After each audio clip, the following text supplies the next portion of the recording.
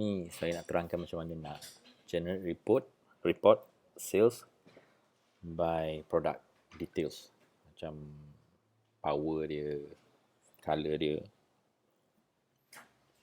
Okay, mula-mula sekali kita pergi dekat bahagian sales.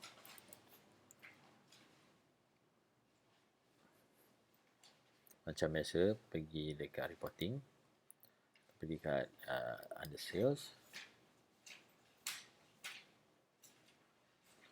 kemudian pergi dekat pivot ni, select pivot.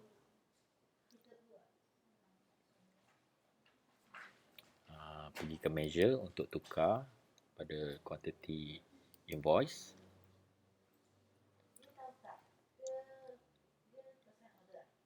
Okay, untick yang untax total supaya kita dapat hanya quantity invoice saja. Okay, kemudian filter, kita add custom filter, tukar kepada partner sebab kita nak ambil salah satu partner saja. Okay, type this matrix. Okay, apply. Okay, lepas tu group by, ambil add custom group, pilih product, lepas tu apply. Sekarang kita dah dapat dah yang detail lah. Tengok sini, kita ada soft, kita ada color view 3 tone, kita ada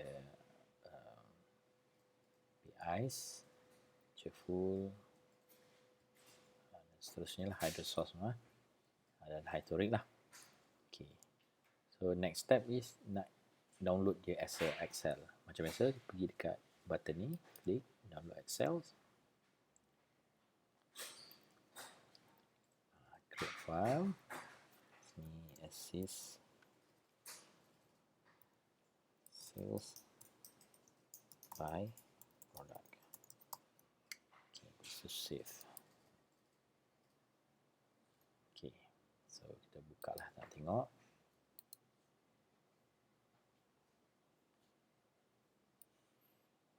Okay,